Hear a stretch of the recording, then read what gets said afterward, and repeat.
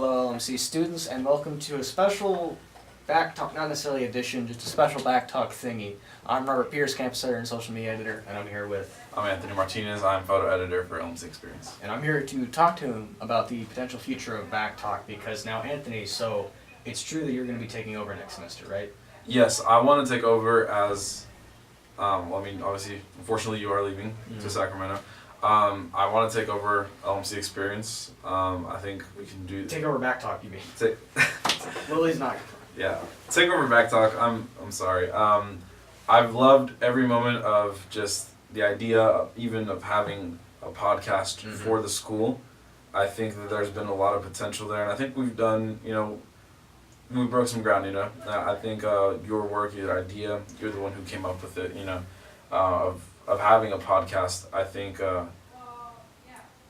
it's just amazing to me that we were able to actually fulfill that, that idea and that journey. Yeah, it definitely surprised me too, because it originally started as, the original intention was sort of a solo podcast, and then it started having more guests, and then it turned into this video podcast, and then we started adding these segments. So as much as it was my idea, it was really kind of everyone's in the office, because it really morphed over time to the point where I feel like what we're ending the semester with is completely different from the original thought that I had. Yeah. And to turn that into a question, originally there was no plan for me to have a set co-host. It just sort of happened. What made you want to gravitate towards the podcast? Well, I really like the visuals. I love photography. I love video. I love everything about it. So the idea of having a podcast was great. Also, just being able to just sit down and have a conversation, because honestly, conversations can be very powerful. I know maybe as far as the podcast goes, even the viewers might attest to this, I haven't been the most vocal person on, but I've been there consistently, with you as well.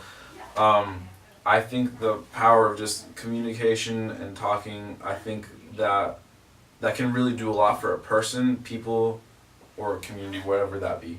And I've just always loved the idea of having a podcast. I've loved every moment of it. What was your favorite moment, if I could put you on the spot? Okay. Favorite moment? I think it's got to be where it all started. The fact that we were actually making this a reality. That, like you said, it went from concept to reality. And I think that time, that's when the most magic happens. Well, obviously, all the other parts are important too. I think maybe having Jesus, I believe he was our first guest. I think he was, yeah. I think that was also like sort of a milestone, or a kind of a historic moment. It was early on, but it was also one of the most promising moments. It made me feel like we have potential to invite anyone. We have the ability to bring on other people, different voices. We only had a select few members of the LMC Experience here on the podcast, but we are a very diverse group of people, And it's only going to get more and more diverse as the years go on. And I think having their voices and the voices of other people are important to have in a more visual manner besides the newspaper. So when you say that you want to bring in more voices, are you are you considering making some changes into how we do our guest format next semester? Not necessarily. I have thought about that. How much have you thought about changing the podcast in general? How much? I have thought about it, but I love and respect the way that it is right now. Just going over the news as it is. But, maybe if anything, and I know this might sound kind of cheesy, but kind of make it maybe late night. I don't know how we're going to, not in that aspect, right? But just that we bring in somebody, but I don't want to just kick them out as soon as, you know what I mean? But, yeah. But definitely bringing somebody, tell us what this is about, tell us what you wrote about, tell us what this event is for, that type of thing. And I think we can do something great with that. It's definitely something that I wish we would have been able to done this semester. I think that definitely one benefit you're going to have is that experience. You can almost sort of consider this semester a dry run, and you sort of already know what works and what doesn't. Whereas this semester, I feel like you and me were sort of still feeling out things, still testing the waters. But now you actually have this solid foundation that you can build upon. Right, and I don't think it just helped me. I think it helped us, and not just you and I. But everybody else. Yeah, exactly. that the fact that we don't have to stick to just the text. We can go beyond that. You know what I mean?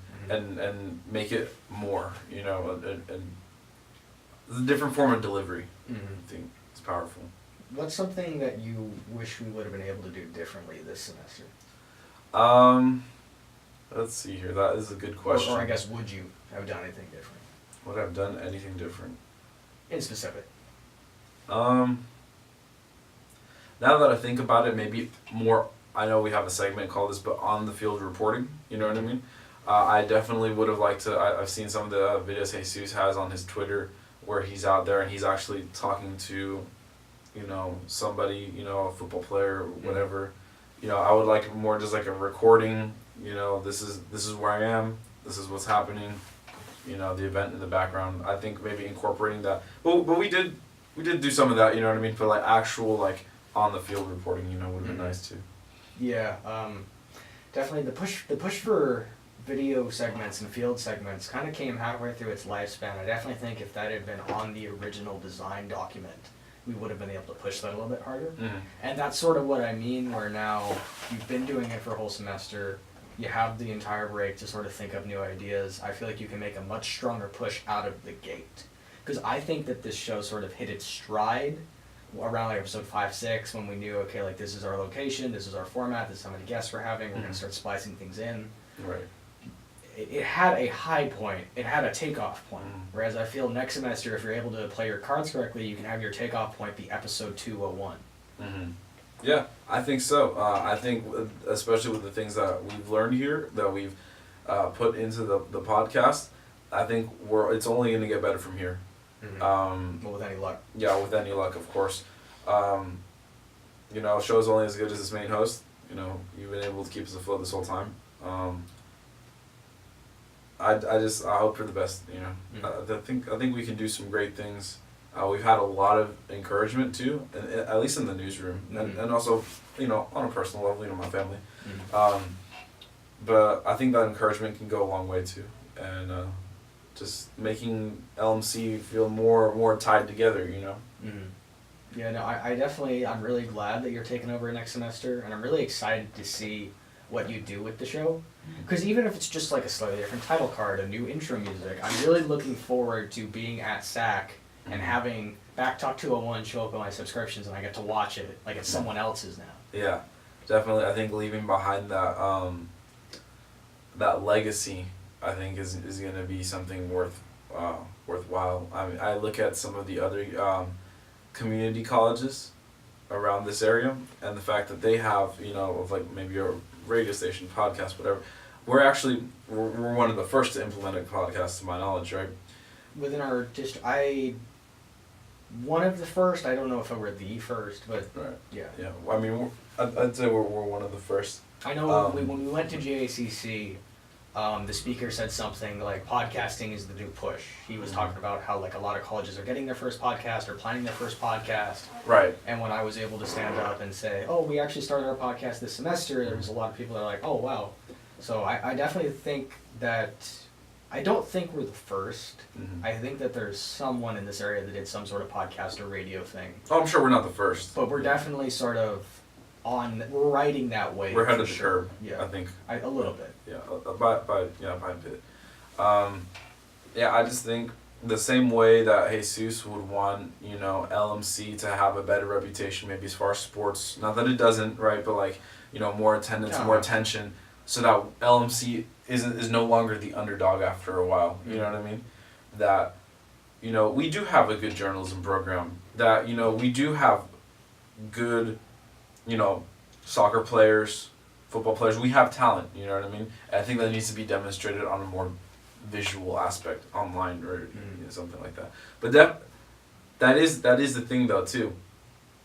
To my understanding, the way I see it is some things within the journalism realm are kind of being oversaturated. And I think we need to push, not to say that our podcast wasn't original, but we need to make it different than... It has to set itself apart. Yeah. Because I think that like the field, a lot of fields are being oversaturated with YouTube and all that stuff, and it's not about the views, It's not about the money. We don't get money at all. To my knowledge, Robbie's been running it. I don't know, he could be making millions of dollars. And I would never know. You know that Lowe's money though, but I think we need to push for originality, make ourselves stand out, and make LMC known for something good, you know? Mm-hmm. Yeah. Best community college podcast in California. That You never is know. named Back Talk. Exactly. As far as the future goes, I am planning on bringing Mark in as co-host. I don't know if that's a question you were going to ask me. I think I heard you sort of mention this, but I didn't realize that was concrete. So is he going to be able to record every episode with you, more or less? I need to run it through with him. Mm-hmm. It looks like he's going to be able to. I saw the way Hopefully so, yeah. I saw the way that Mark, he does have a love for podcasts or podcasting. Also, I think he can really present himself and be vocal, which is of course what we need. This podcast needs.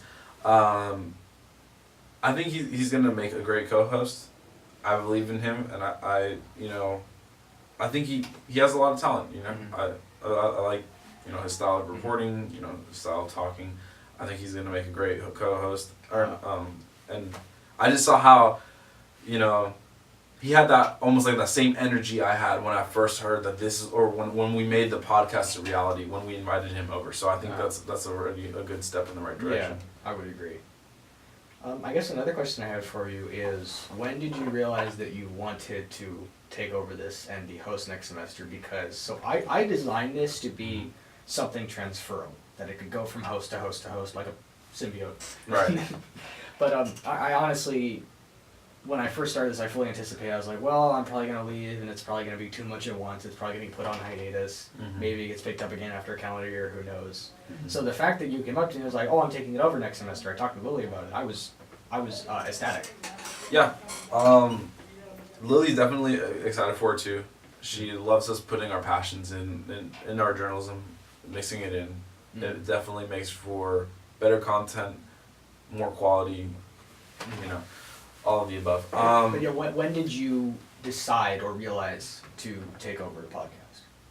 Just want to realize, how far we can take this, how far we can take the podcast and how far podcasting can go, how far community colleges can go, I don't know exactly when I realized that, but I think it was also within that vicinity of like the 5 to 6 episode mark, But then again, also, even from day one, where I just realized, we have something new, brand new to us, Yeah. and I think we can do more, we can implement more, we can innovate. Again, my dream is that I go off and I get a career and I become someone, and then I'm able to come back in 10, 15, 20 years, and that there's a plaque on the wall with every list of Back Talk chiseled in and the years that they were active. That's my dream.